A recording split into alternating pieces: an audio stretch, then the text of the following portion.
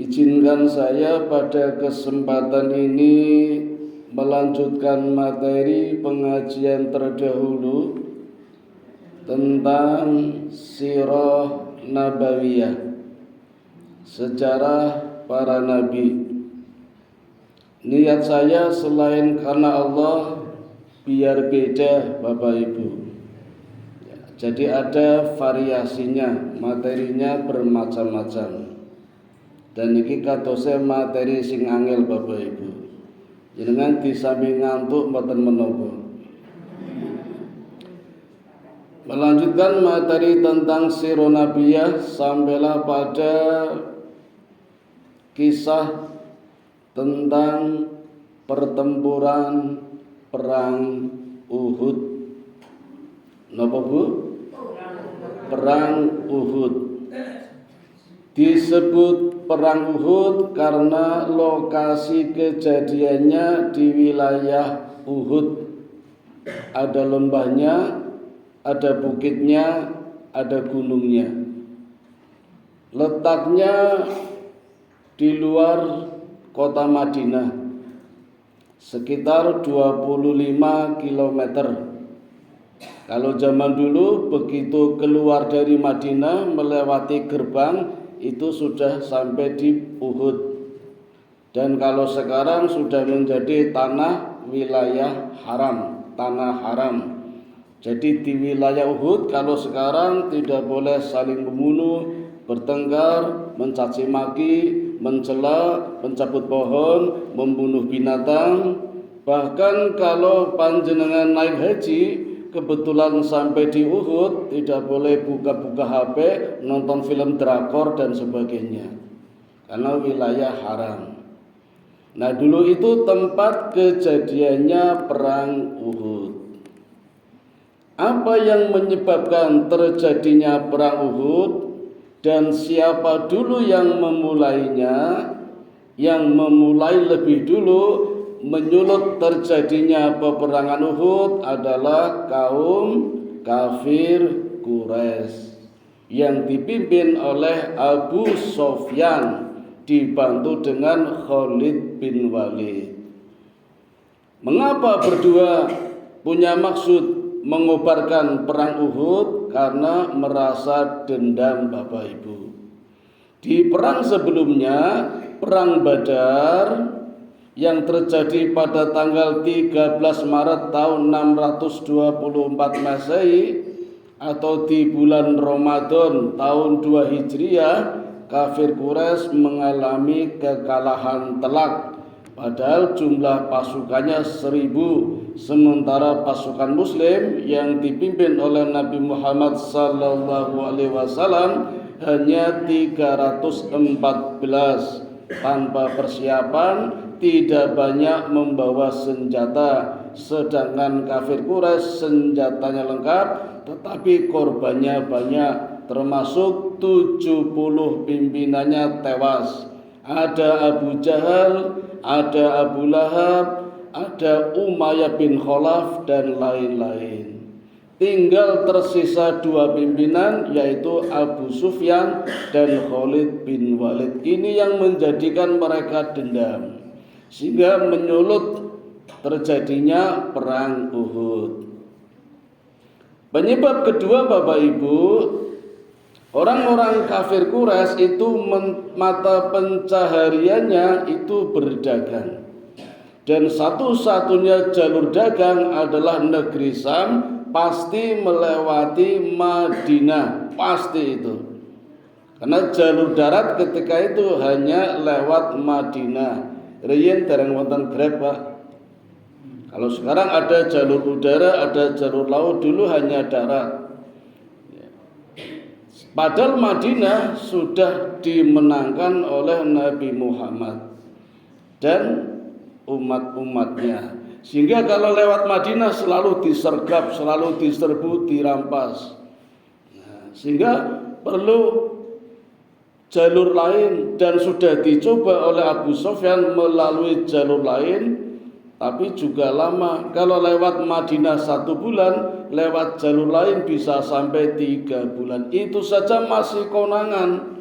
Nabi Muhammad tahu kemudian mengirim pasukan Sariyah yang dikirim oleh Harisah dan bisa berhasil merebut lagi dagangannya Abu Sufyan, orang-orang kafir Quraisy. Maka jalan satu-satunya harus perang lagi dan menang.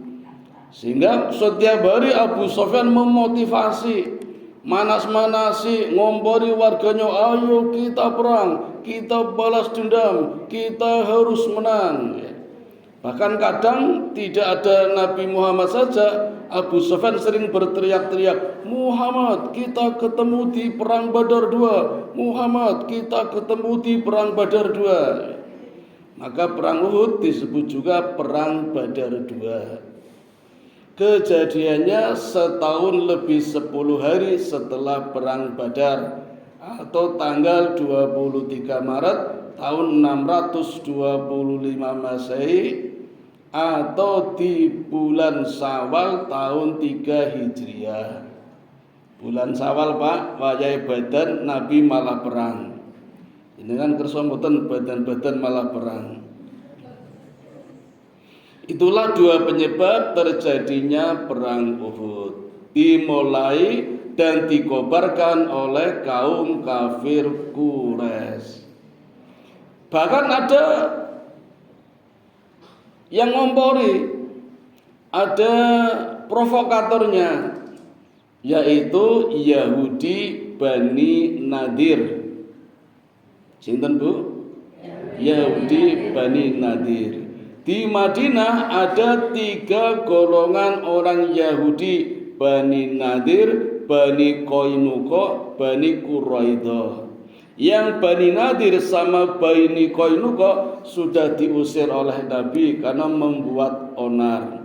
Inilah perilaku orang-orang Yahudi Bapak Ibu.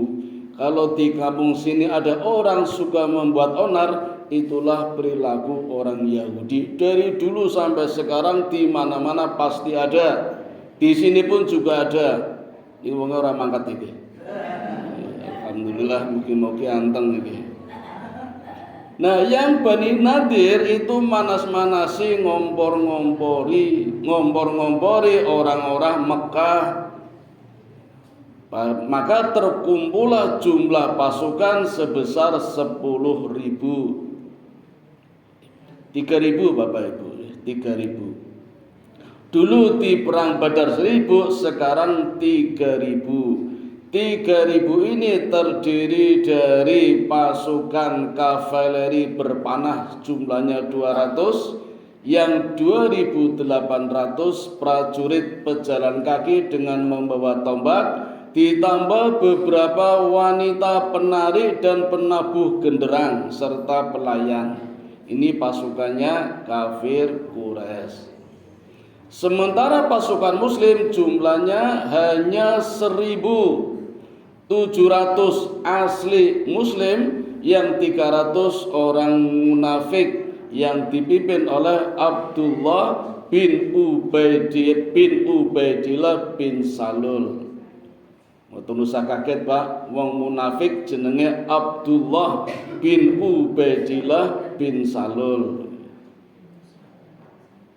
Mending jenenge sarjana ning wonge muslim dadi kiai.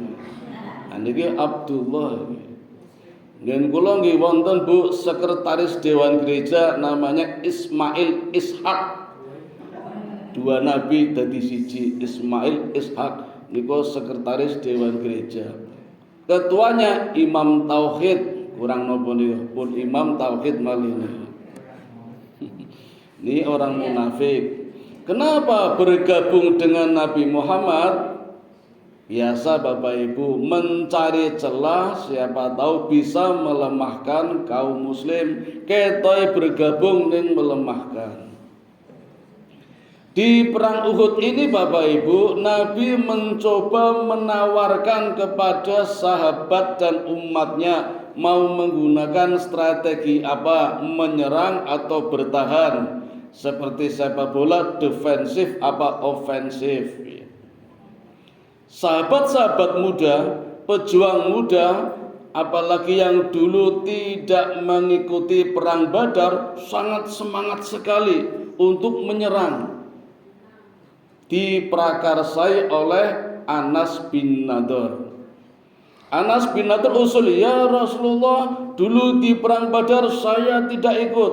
Saya hanya mendengar saja betapa dahsyatnya perang Badar. Maka kali ini ya Rasulullah, aku tidak akan melewatkan setelah perang Badar, perang apapun, aku ingin mencari keridhaan Allah, maka kita menyerang. Itu usulan Anas bin Nadhr. Yang kedua, Hamzah, pahlawan di perang Badar, merasakan kehebatan perang Badar, begitu mudah mengalahkan orang kafir, semangat sekali ingin menyerang. Kita menyerang ya Rasulullah. Tapi Nabi berpendapat, kalau menurut saya kita lebih baik bertahan, karena pasukan Quraisy sudah berangkat sejumlah 3.000 menuju Mekah. Nabi Muhammad tahunya dari paman Nabi yang ada di Mekah, namanya Abbas, nyurati. Surat diterima Nabi, dibacakan oleh sahabat, ternyata pasukan kafir Quraisy sudah berangkat menuju Madinah. Maka kata Nabi, kita bertahan saja. Insya Allah pertahanan Madinah kuat. Kalau orang-orang Mekah masuk Madinah lewat lorong-lorong, bisa dihujani panah dari atas, pasti Madinah menang. Apalagi Nabi bermimpi hari Kamis malam Jumat, Nabi bermimpi melihat pedang Nabi bengkok, tapi kemudian kembali utuh dan berkilau, lebih indah daripada pedang sebelumnya. Yang kedua, Nabi melihat sapi-sapi gemuk disembelih. Dan yang ketiga, Nabi merasa aman menggunakan baju perang. Maka Nabi usul kita bertahan saja. Sahabat bertanya, ya Rasul, itu wahyu atau hanya takwil mimpi? Lalu Nabi menakwilkan, apa artinya mimpi itu? Kata Nabi, aku melihat pedangku bengkok dan patah, artinya nanti ada satu anggota keluargaku yang terbunuh di perang Uhud. Aku melihat banyak sapi gemuk-gemuk disembelih, artinya nanti banyak para sahabatku yang juga terbunuh di perang Uhud. Tapi Nabi senang karena masuk surga. Terbunuhnya pasukan muslim di perang Uhud, mati syahid. Tapi kalau orang kafir, mati sangit. Nabi merasa aman menggunakan baju perang, artinya apa? Merasa aman berlindung di Madinah. Maka Nabi menyarankan dengan strategi bertahan. Termasuk orang munafik tadi juga mengusulkan kita bertahan saja, tapi alasannya beda. Alasannya orang munafik mengapa bertahan, karena ya Rasulullah, enggak pakai Rasulullah ya. Selama ini kalau kita berperang di luar tidak pernah menang, tapi kalau di dalam selalu menang. Ini kok usulannya orang munafik, berarti jago kandang, menangnya neng kampung, neng jobo kalah. Tetapi Bapak Ibu, ternyata Rasulullah menerima usulan para pejuang muda, karena mereka ngoyak-ngoyak, meksa sampai Nabi risih. Jadi Nabi enggak suka Bapak Ibu dipaksa-paksa. Mereka merangek-rangek sampai Nabi akhirnya mengatakan, baiklah kalau begitu kita menyerang, kita keluar ke Madinah. Maka setelah sholat Jumat sampai asar mereka semua bersiap-siap. Dan setelah sholat asar Nabi masuk ke dalam rumah untuk mempersiapkan menggunakan baju perang. Ketika Nabi di dalam rumah bersiap-siap, di luar sahabat ribut. Kenapa kamu tadi bilang begini, memaksa Rasulullah? Bukankah kita berbuat salah memaksa Nabi? Jadi gelo Bapak Ibu, tadi sudah memaksa Nabi.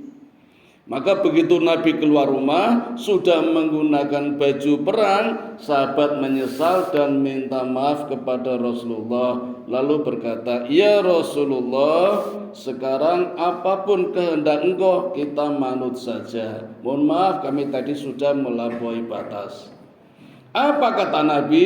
Nabi mengatakan tidak pantas bagi seorang nabi yang sudah memakai baju perang kemudian kembali ke rumah sebelum Allah menentukan siapa yang menang, siapa yang kalah. Ini hadis, Bu, diriwayatkan oleh Bukhari. Hadisnya sangat masyhur. Dan ini juga disebutkan pula ayat-ayat yang mendukung di dalam Al-Quran. Hadis ini memang settingannya buat perang, Pak. Tapi sebenarnya kita bisa mengambil nilai-nilai kebaikan dari hadis ini dalam kehidupan sehari-hari. Kula centaken Bapak Ibu jenengan nate mboten medal saking griya, sudah di luar rumah balik lagi, waduh dompetnya keri.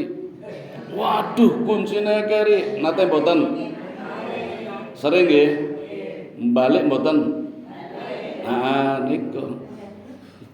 Kalau menurut hadis ini kata Nabi pantang, tidak pantas bagi Nabi sudah keluar rumah balik lagi sebelum Allah menentukan siapa yang menang, siapa yang kalah.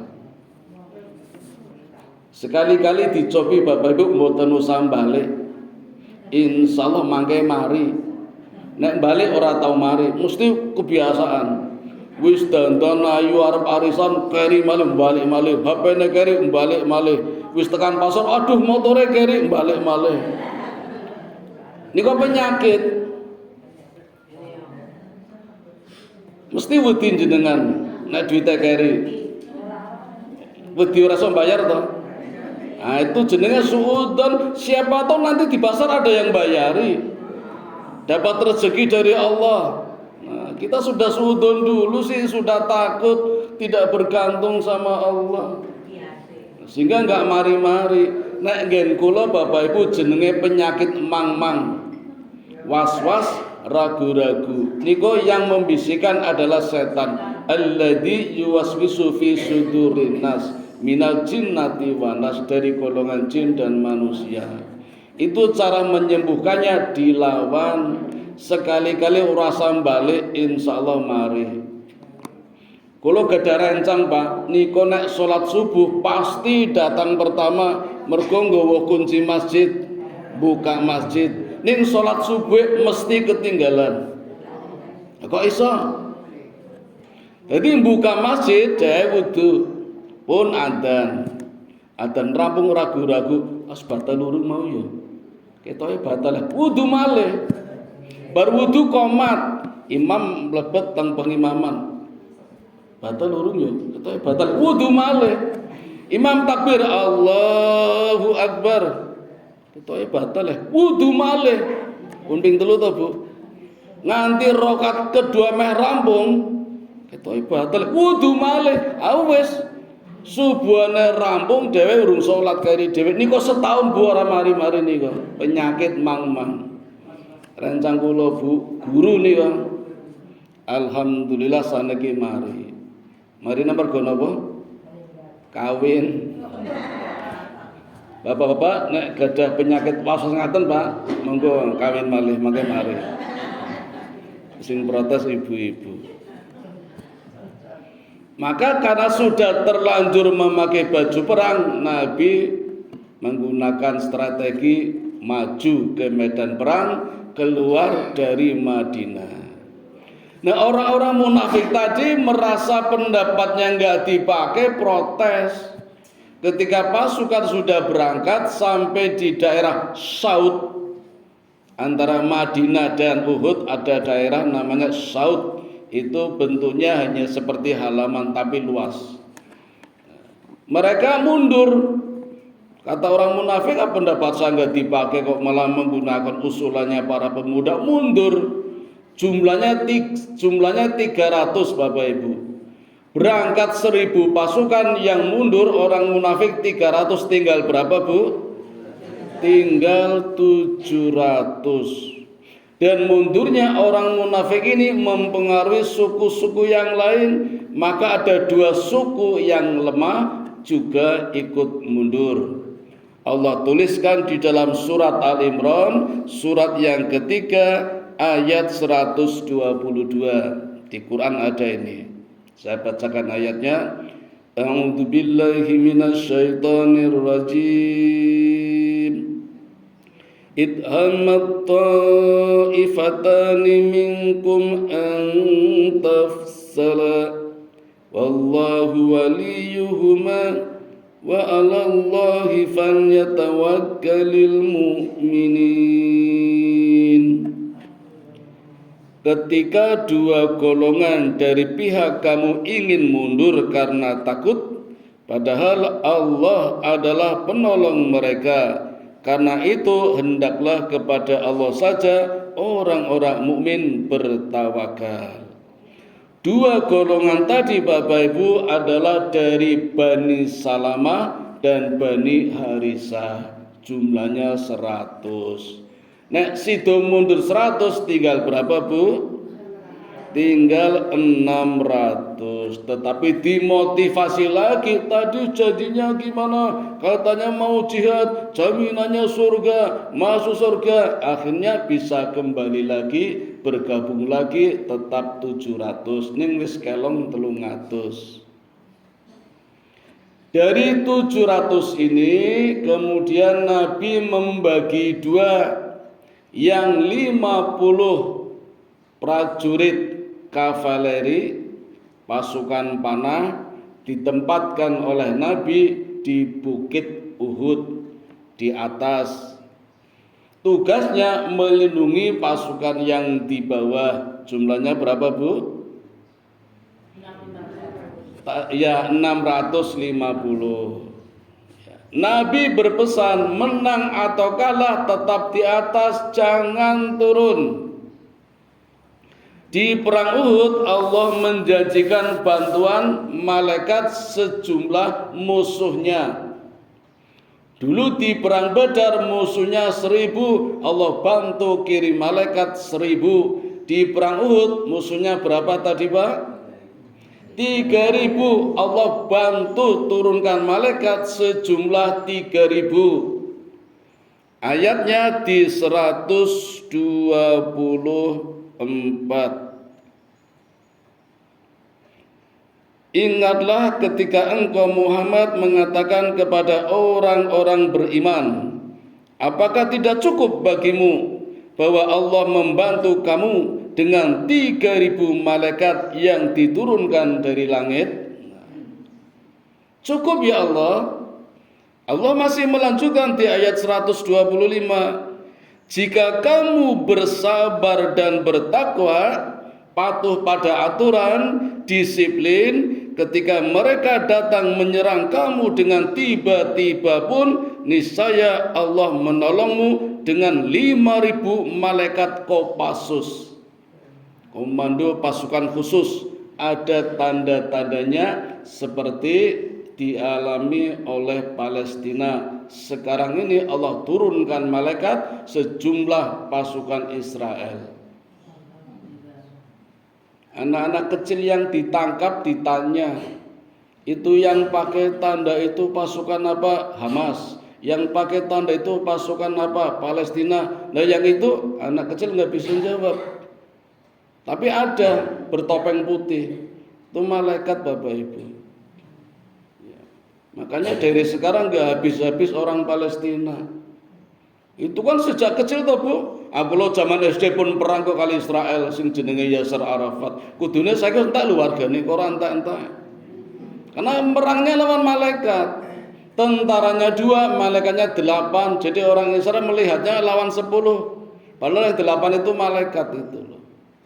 Nah, dulu di Afghanistan juga begitu. Allah turunkan burung ababil melawan Uni Soviet. Uni Soviet tidak bisa membubarkan Palestina, malah bubar sendiri, pecah-pecah menjadi Rusia.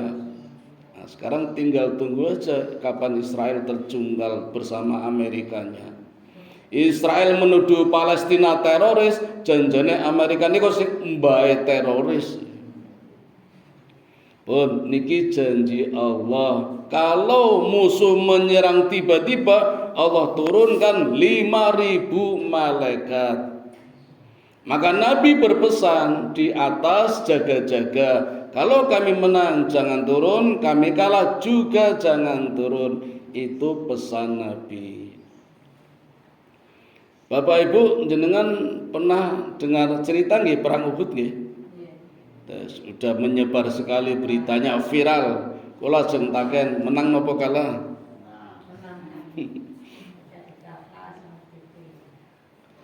Kalah Bapak Ibu.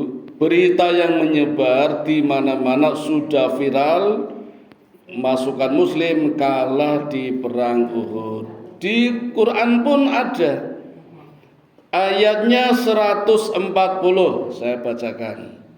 Jika kamu pada perang Uhud mendapat luka, maka mereka pun pada perang Badar mendapat luka yang serupa.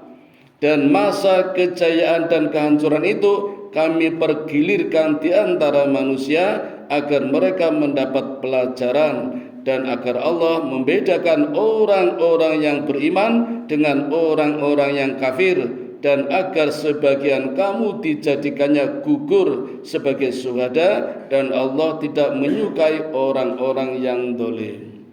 Kalah Bu.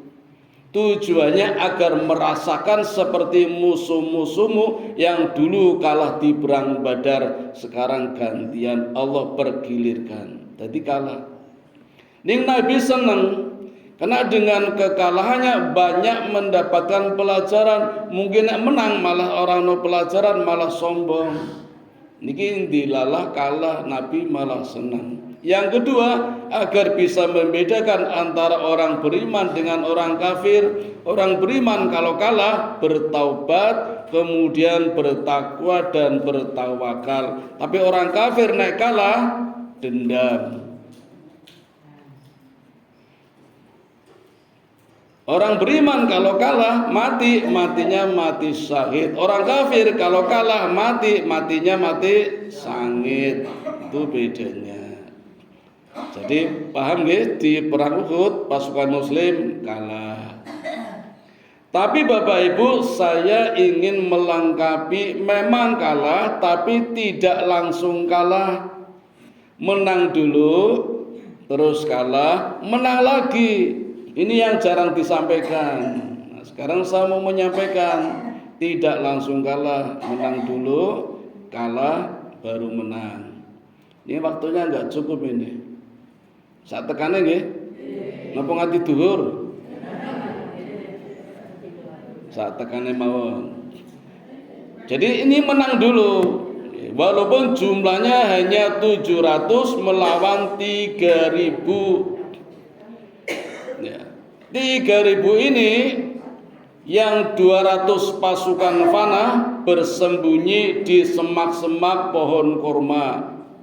Yang 2800 tampil di medan perang, di pusat lokasi peperangan. 2800 melawan 650, karena pasukan Nabi yang 50 pasukan panas di Bukit Uhud, yang musuh 200 di bawah sembunyi di pohon korma. Kenapa sembunyi Bapak Ibu?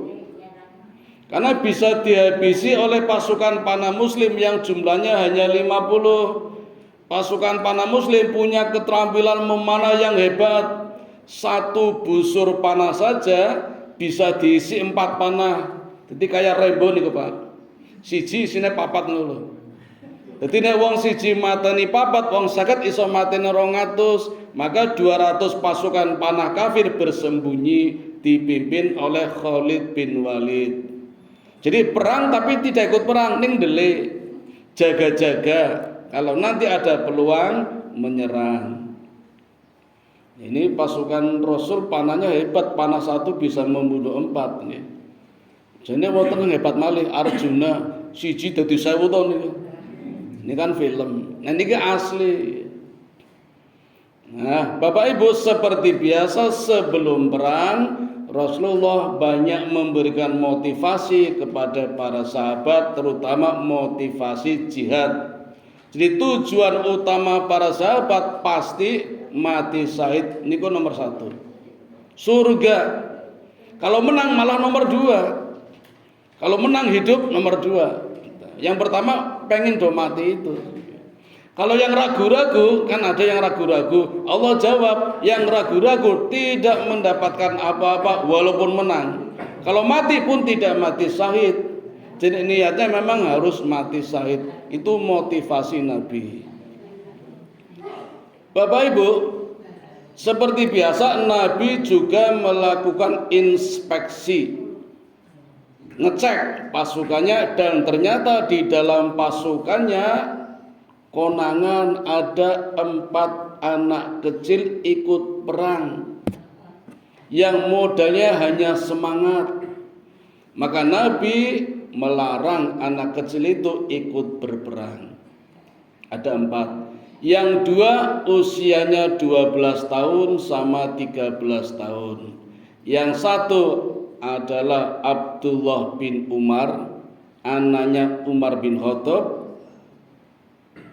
Yang 1 Zaid ibnu Zaid, anaknya Zaid.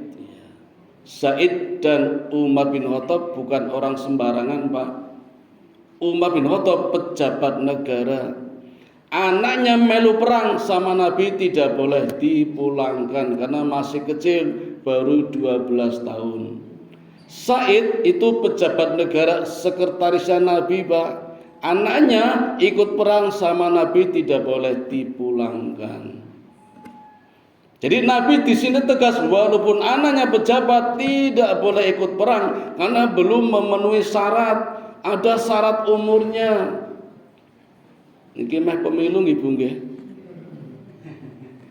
Wonten toh ada orang yang belum memenuhi syarat umurnya tetap ikut, yang dirubah undang-undangnya. Niki mboten nyindir lho niki. Kebetulan pas ceritanya niki. Nabi melarang. Sebentar, jangan panas dulu. Kan masih ada 2 anak lagi yang usianya 15 tahun. Yang 1 namanya Samurah bin Jundab, yang 1 Rafi bin Quraisy. Protes, ya Rasulullah, usiaku memang 15 tahun, tapi saya punya keterampilan. Nabi bertanya, kamu punya keterampilan apa? Rafi menjawab, saya pandai memanah ya Rasul. Lalu dites oleh Nabi, Nabi ngetes. Nabi melempar barang, bagi jajan mana-mana, dilempar, dipanah, kena, nyoba lagi, lempar, panah, kena, titis. Baik, berarti kamu terampil, boleh ikut perang. Yang Samurah meri, kalau Rafi boleh ikut, masa saya enggak ikut? Saya juga punya keterampilan ya Rasul. Kamu bisa apa? Gulat. Sama siapa? Sama Rafi. Rafi kalah. Silakan gulat. Dan betul Rafi kalah dibanting. Kata Nabi, baik, boleh ikut perang. Nah, yang tadi tak lanjutkan, umurnya belum cukup tapi punya keterampilan, berarti boleh. Pun nggih? Wes. Jadi yang 2 berangkat ikut perang. Itu motivasi Nabi. Selanjutnya Bapak Ibu, ketika turun perintah jihad di waktu duha hari Sabtu, Madinah diserang musuh, kita berjihad, ayo jihad. Ada pendeta dari kalangan Yahudi mendengar, namanya Khuwairij. Lalu naik menara dan mengumumkan, wahai umatku bangsa Yahudi, Madinah diserang musuh, mari kita bantu Muhammad, kita jaga keamanan Madinah. Itu pendeta Yahudi ngajak jihad, bergabung bersama Nabi. Tetapi umatnya orang Yahudi, bangsa Yahudi menjawab, wahai pendetaku, ini hari Sabtu, hari raya, tidak boleh berperang. Ini orang Yahudi, Bu. Di agama Yahudi punya keyakinan Allah dulu menciptakan alam semesta dalam waktu 6 hari, dimulai dari hari Ahad, Senin, Selasa, Rabu, Kamis, Jumat.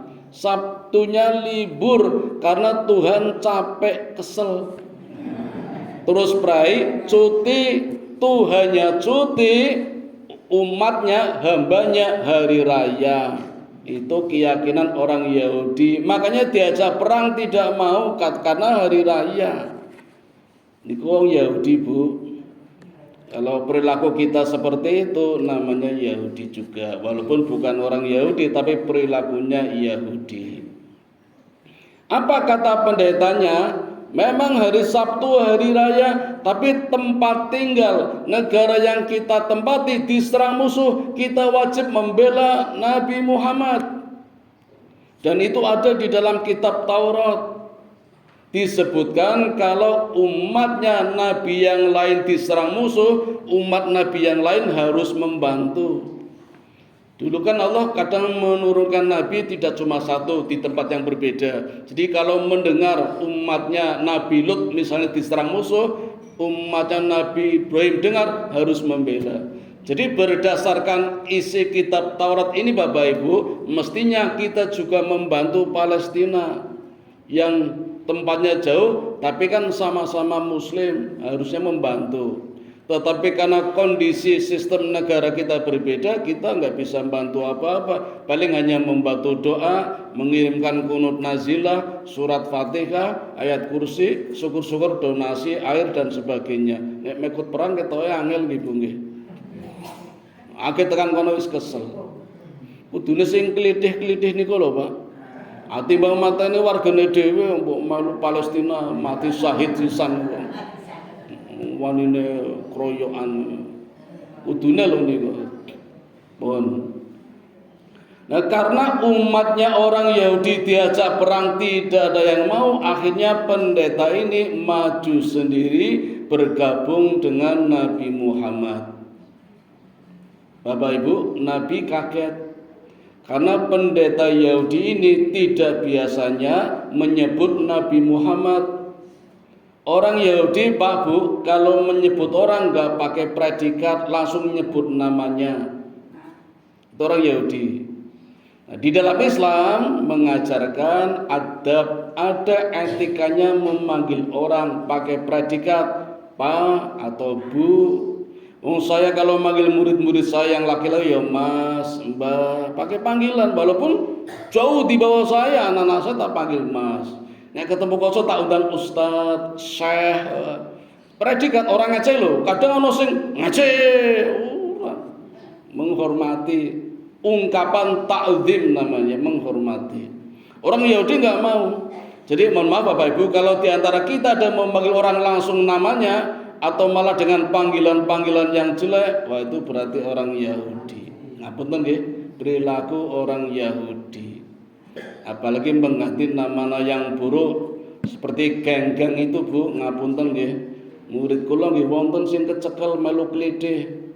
Melu klithih niku bayar jebul Pak, bayare 3 juta coba. Gabung jadi anggota klithih bayar 3 juta. Niki gabung teng pengajian bayar mboten niki? Gratis ora gelem niku lho, padahal jaminannya surga. Gabung klithih bayar 3 juta. 3 juta ini kok masih pakai nama asli. Nanti kalau sudah berhasil nyakiti orang jenenge klithih. Klithih niku keliling golek getih niku. Jadi nek iso golek getih, nanti naik pangkat. Namanya diganti pakai nama panggilan. Ono sing jenenge Bagong, Gareng, Komar, ganti jeneng niku. Niku naik pangkat jenenge. Nek iso klithih, keliling golek getih niku. Wonge sapa asak karepe sing ngono sapa golek getih jaluk getih niku.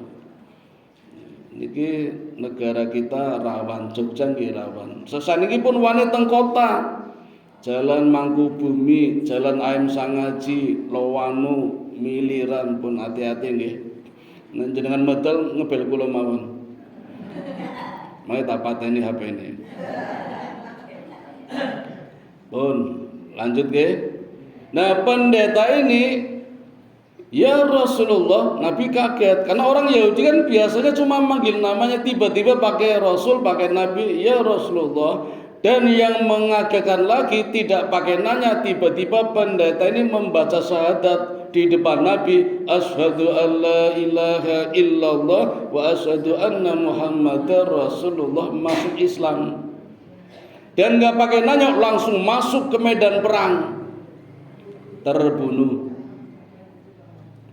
Nabi menemukan jasadnya dan Nabi mengatakan, siapapun yang hadir di sini ingin tahu siapa orang yang belum pernah sholat masuk surga, inilah orangnya. Pendeta Khuwailid belum pernah sholat masuk surga. Nah, sholatnya kapan? Dia baru masuk Islam. Subuh kan masih Yahudi. Di waktu duha baca syahadat, masuk ke medan perang, sebelum duhur sudah terbunuh. Kan berarti belum sholat, tapi masuk surga karena jihad. Monggo Bapak Ibu jangan berkecil hati yang belum pernah sholat. Saudara-saudara kita, tonggo kita sedaya urung sholat, kandhani mawon pengen surga, nggak sholat nggak apa-apa, mau surga jihad. Seperti pendeta Khuwailid. 2. Kok pun jam 7 ngene ya. Wah niki. Nggih tak tambah malih nggih. Niki masih cuplikan-cuplikan, perang intinya belum. Waktunya enggak cukup. Mungkin perang intinya di pertemuan berikutnya tahun depan nggih.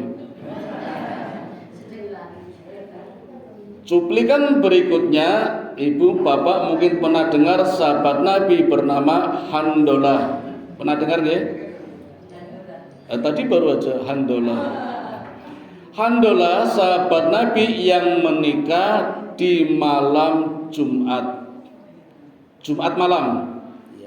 Hari Jumat malam menikah, ijab kabul, kemudian walimahan, resepsi. Kesel boten?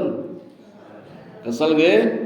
Sampai sempat berhubungan dengan istrinya. Pagi hari bar sholat subuh berjamaah baru sempat berhubungan dengan istrinya. Berhubungan selesai, durung sempat mandi junub, ada perintah jihad. Ayo jihad, Madinah diserang musuh, kita bela Rasulullah dan Allah. Langsung jihad, kemudian terbunuh.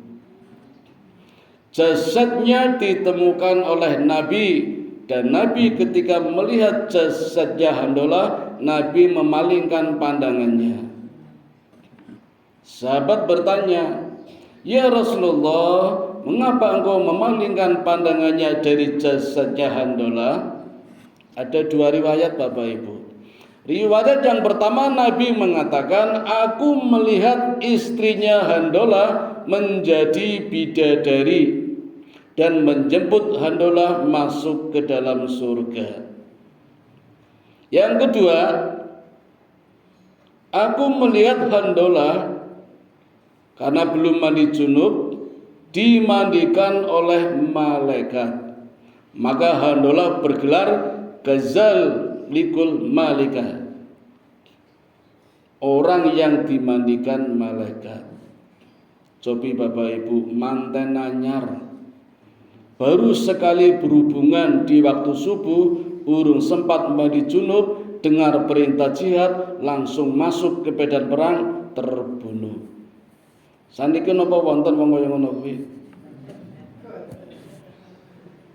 Pernikahan yang sangat sakral sekali dalam hidupnya, saatnya merasakan indahnya berkeluarga, datang perintah jihad, ditinggalkan dan terbunuh.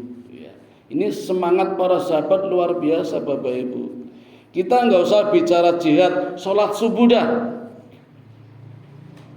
Manten anyar tidak sholat jamaah subuh angsal boten. Karena ada yang tanya, "Pak Ustadz, boleh nggak manten anyar tidak jamaah subuh?" Kalau ngerti, kerinan toh, kepenaan, kesel. Jawabannya, ya nggak boleh, tetap dosa. Jamaah subuh, jamaah, mantan kan mantan anyar. Ini baru mantan, belum perang. Apalagi gerimis, aduh gerimis nang omah ya ada. Belum perang. Diminta darahnya, diminta rambutnya saja abot nggih. Sing do haji kan kadang abot ora gelem gundul to niku. Padahal rambutnya Gusti Allah dipotong ora gelem, mungahe 3 helai. Nah, ini Bapak Ibu ya. Kadang kita masih dengan mudah meninggalkan sholat jamaah. Padahal jamaah sangat penting sekali. Kemaksiatan sekarang hampir semuanya berjamaah Bapak Ibu.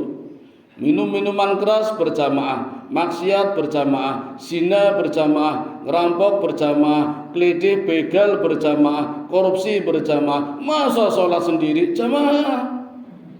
Kalau sendiri nggak mungkin bisa memberantas kemaksiatan, harus berjamaah. Tapi kadang kita sangat mudah meninggalkan jamaah. Murid-murid saya juga gitu Bu. Ajeng pawe karnaval, mangkat iki jam 3 pawene kumpul nang Hotel Garuda, barasa rage mangkat ning wis dandan jam 11 awan. Lagi pelajaran izin Pak ya mau karnaval, dandan ini kok. Enek jam 11 dandan salat zuhur mboten niku. Enek salat zuhur dandanane rusak. Apa wis wudu sik? Ketoke abot banget nek wudu sik niku. Nanti kumpul di Jalan Abu Bakar Ali, dengar asar baru berangkat pawainya. Sampai alun-alun selesai itu sudah isya. Mari be hilang, asar hilang. Mudah sekali meninggalkan jamaah salat hanya karena pawe. Ngapunten nggih. Saniki jagung manten. Terutama sing duwe gawe. Jam pinten ijabe resepsine. Kula kadang iseng takon kali mantene.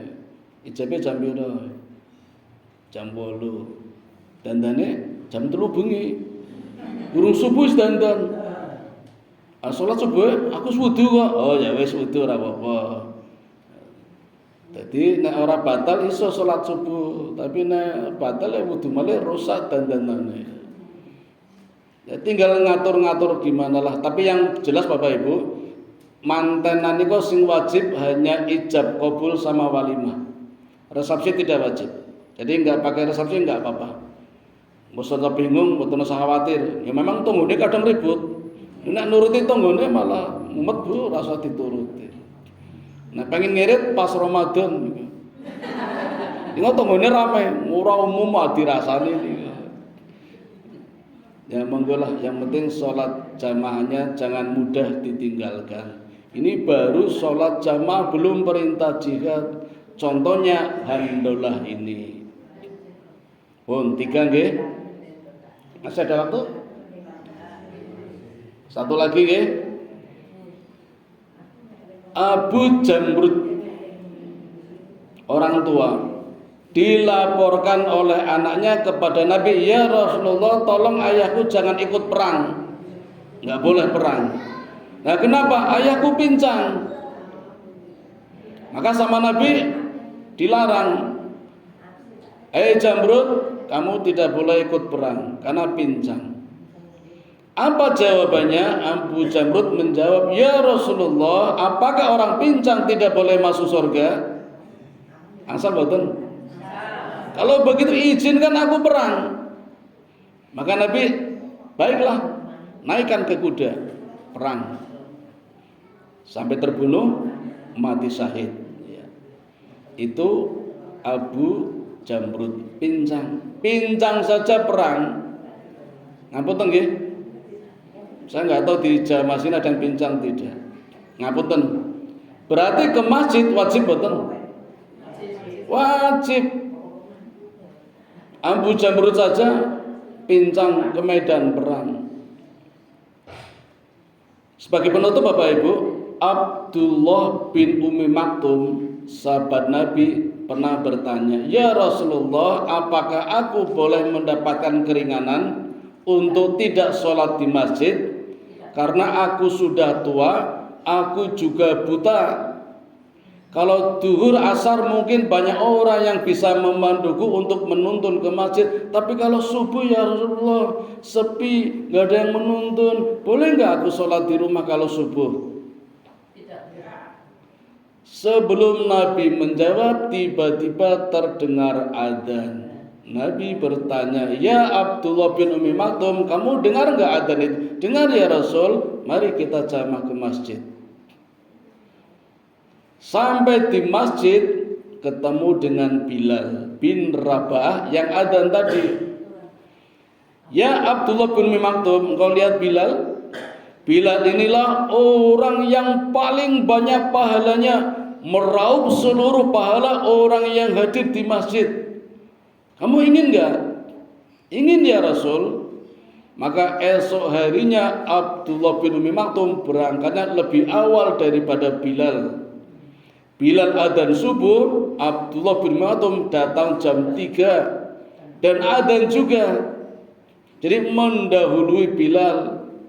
Maka sejak itulah adzan subuh ada 2. Yang pertama jam 3 malam bangunkan orang, yang kedua memanggil, mengajak berjamaah di masjid. Pernah nanti dengar betul jam 3 orang adzan ini.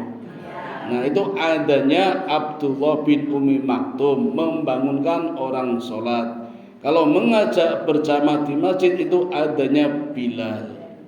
Abdullah bin Umi Maktum tidak mau kalah pahala dengan Bilal, dia adzan duluan. Maka di sini Bapak Ibu tidak ada alasan buta pun kalau mendengar adzan wajib berjamaah di masjid. Apalagi yang tidak buta. Kecuali udzur yang tidak bisa ditinggalkan. Tapi selagi kata Nabi, patokannya bukan jarak, patokannya dengar adzan apa tidak.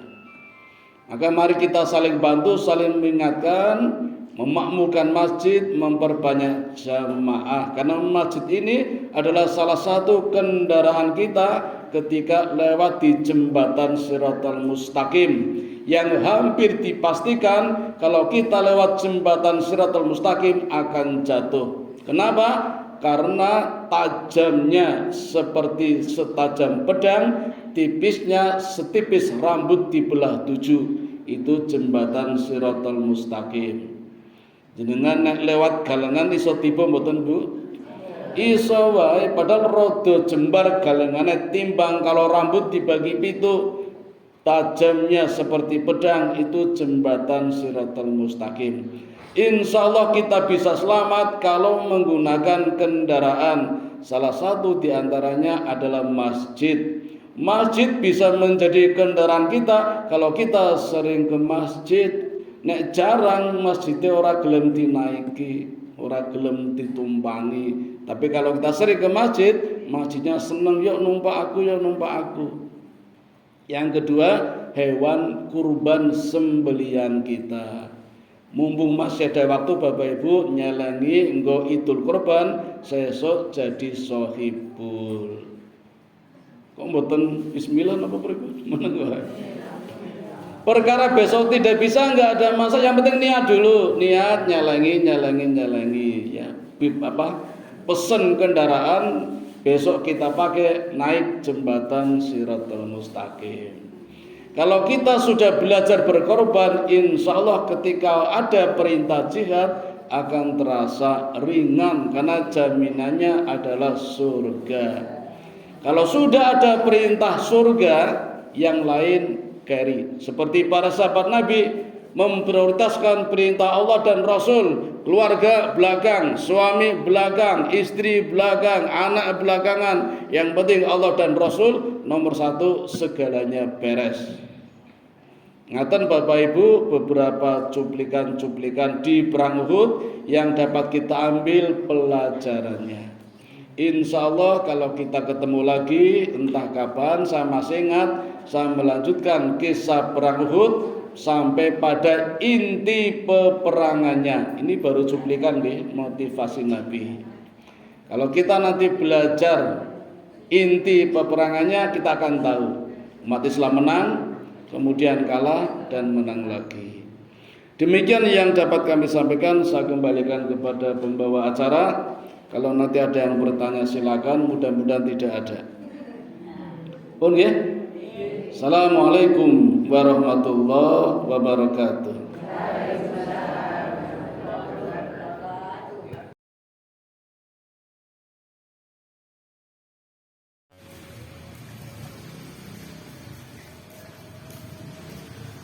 Allahu Akbar.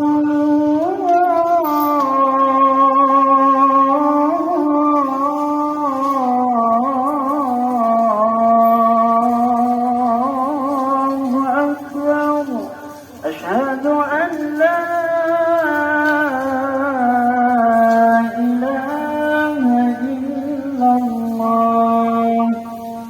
أشهد أن محمدا رسول الله حي على الصلاة حي على الفلاح